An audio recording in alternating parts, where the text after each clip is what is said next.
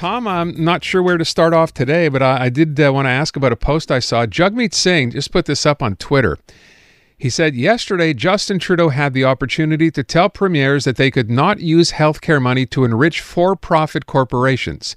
Premier Ford said that conversation, quote, never came up. Instead of standing up for public health care, Prime Minister Trudeau stood down. Give me a reaction to that.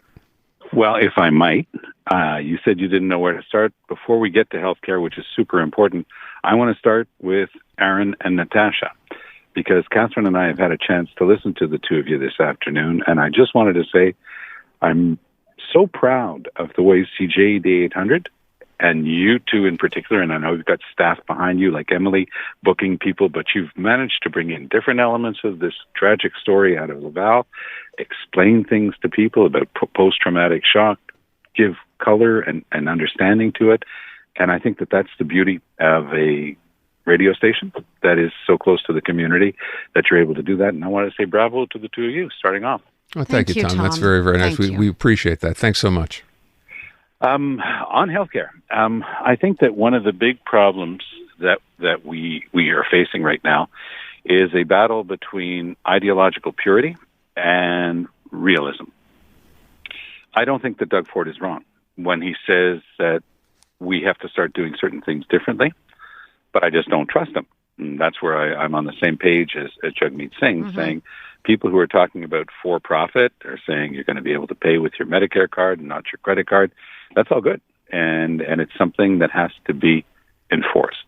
So my biggest concern right now is with the provinces that will have a very different approach from place to place of their understanding of what the new rules are going to have to be. The system was built a couple of generations ago on Tommy Douglas's NDP. At the time it was called the CCF when he presented it in Saskatchewan. He went on to lead the federal party, and they put in place there in Saskatchewan the very first real Medicare system in Canada. And it was immediately attacked by the doctors. The College of Physicians and Surgeons organized a general strike. That's the type of welcome that it received from the medical community. But they fought back successfully against the strike. They brought in, by the way, a lot of MDs from Great Britain and from the United States who were willing to come up and work, and they broke the strike. So Medicare was founded when a socialist party broke a strike. So that's interesting in and of itself. But today we've got a system, and I think that it's fair to say that, you know, Duclos was not wrong on the weekend, even though he was channeling Poilievre's favorite line about broken. The system's broken. And it's not providing health care. The system's not taking care of you as provided under the Charter of Rights if all they can offer is to put you on a waiting list. And so the pressure has been growing. People are going more and more to purely private, where they pay the whole shot themselves. For a knee or a hip, if you're told you're not going to be able to walk for at least 18 months, that's not health care. So we've got to get beyond the ideological purity. I've also heard Jagmeet, who's somebody I quite like, and he's a smart guy, and he represents the party well. But, you know, when he says that he would rather have no pharmacare, because if we're going to have pharmacare, he demands that it be 100% public, government-owned. But here in Quebec, we are the only province with full-blown prescription drug coverage, real pharmacare it's here in Quebec.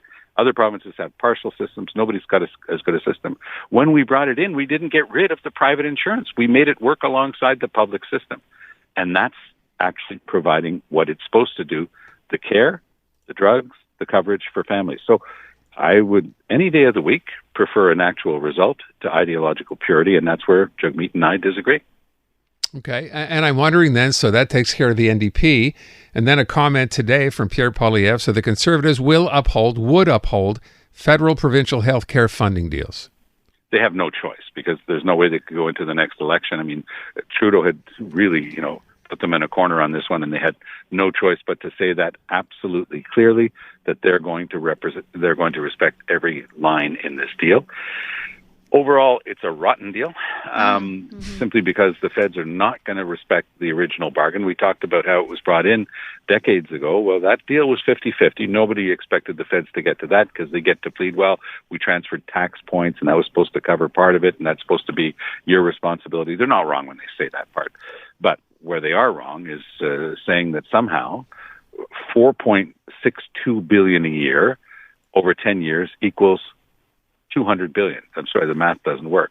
So there was so much baloney in the figures that the feds were putting out yesterday. It was shameful. I've been in government and in politics for so many years, and I've seen BS at its worst. But this is one of the biggest con jobs I've ever seen, trying to pass this off for something that it simply wasn't. And they're getting caught on it. And today's newspaper is interesting. Last night, the state-owned broadcaster was saying, this is almost 200 billion. Nobody else was buying it, by the way, but they were delivering the government's line. As of today, front page, every newspaper, 46.2 over 10 years, way short. Everybody's disappointed, and they have every right to express that disappointment. The feds did not step up to the plate. So when Justin Trudeau says this is his final offer, Tom, is that baloney too? No, it's not baloney, because he's holding the line for Chrystia Freeland's impending budget, and she's read him the riot act, saying that's where we are. This is what we can do. We can't do any more.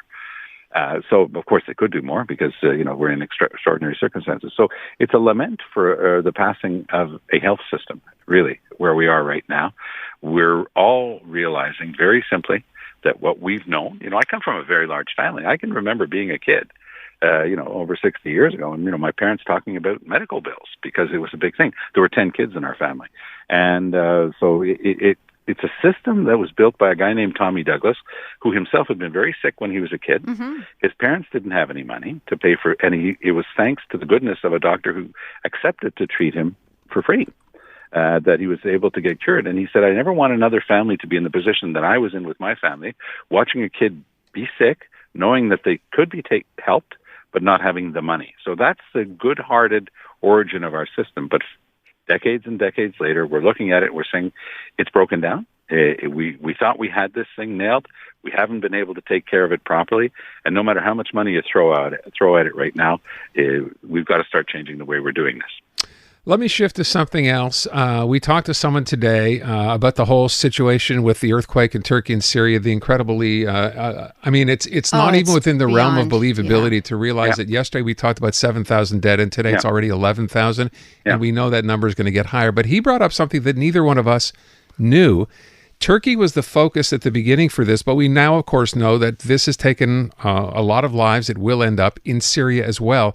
Right. They're holding a vigil tonight, but he brought up the fact that there are still barriers from the Canadian government to be able to lend aid to Syria because of sanctions against that country based on that civil war that was going on, which came, as I said, news to us. How are you supposed to help a country where you have sanctions against them? You can't even fly the supplies there. No, of course you can't fly into Syria. It's far too dangerous. And you can get into Turkey. And in the area where the second quake hit the hardest, there are very many people who have come over from the Syrian side, refugees from that horrible war that's been dragging on and on. So it's a vexing situation. I guess we're going to have to work more and more with the UN and with international agencies to make sure that aid can get in there. It's a tragic situation, and as you correctly say, there are entire towns that have been flattened that nobody has been able to get into yet. So the numbers that we're talking about now are just the beginning, unfortunately, of this incredible tragedy. Yeah, and sadly, as our guest pointed out, and I saw this video last night and couldn't believe it, so we've seen in Turkey anyway, there are giant cranes trying to help people get out and digging out. In Syria, there are, the white helmets are using their hands. Of course, that's all they've got. Yeah. There's no equipment there to help these people. No, and you're not about to take any large equipment over the border from Turkey into Syria because you're in the middle of a war zone. Yeah. So it's a tragedy multiplied by the horrors of a war. It's awful. And, he was talking about his family members taking comfort in, like, trying to sleep in the car, but they don't have any gas, so they can't even stay warm in their cars. And these are parts of the world, we tend to think of a country like Syria, the Middle East, being a very warm place, but they get a very serious winter there, as does Turkey. Yeah, we've seen snow on the ground. We've seen people wearing coats. It is not, it's a terrible situation, and sadly, every time I bring it up, I realize that tomorrow when we say how many people have died, that number is going to be higher than it was Tom, today. There's nothing that can be done. Those sanctions obviously need to stay in place, but can't... Well, even without the sanctions, I don't think anybody would be going in. Right. It's just that dangerous. Yeah. And that's why millions and millions of people have fled. And that's why there's so many Syrian refugees in countries around the world. next door in Turkey, of course, first and foremost, but right on that border. It's a very tense border right now between Turkey and Syria. It's an awful situation. There are other fighters involved as well, and Turkey's trying to defend its own sovereignty. Tom, I want to thank you for coming on with us today. Thanks for the kind words. Absolutely. We appreciate that. All right. Very well deserved.